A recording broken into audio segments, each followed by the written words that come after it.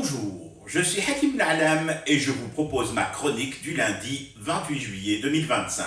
Elle s'intitule De l'utilité du passant qui passe et repasse. Attablé avec des amis à la terrasse d'un café.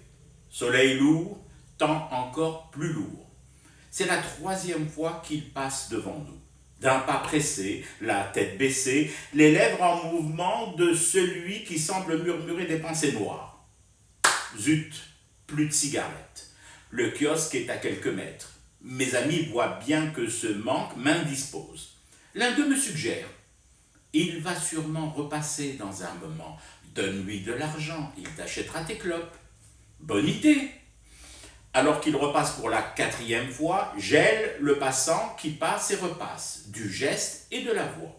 Il s'exécute aussitôt comme habitué, prêt à se faire héler. Je lui glisse un billet et lui demande de me prendre des cigarettes.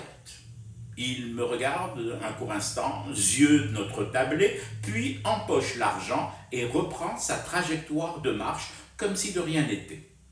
30 minutes après, il repasse par le café, me tend mon paquet de blondes et la monnaie.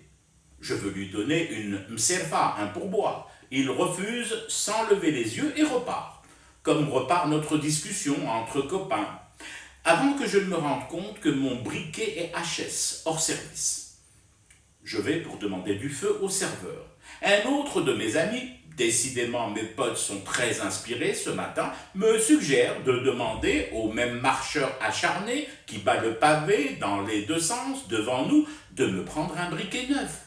Au moins tu auras ainsi du feu sans en demander tout le temps au garçon de café.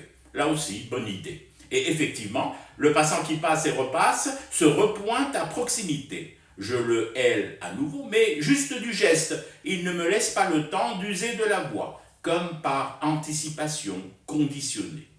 Il est debout devant nous, toujours sans dire un mot. Je lui tends la monnaie de tout à l'heure et lui demande de me prendre un briquet.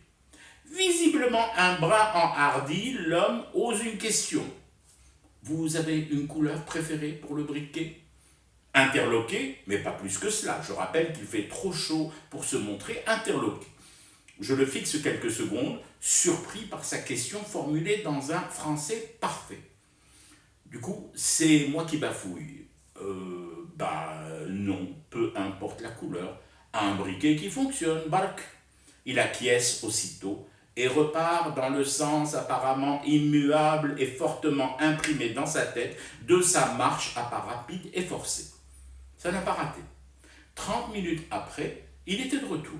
Même scène, même scénario. Croché par notre table, regard fuyant et briquet déposé devant mon paquet de cigarettes.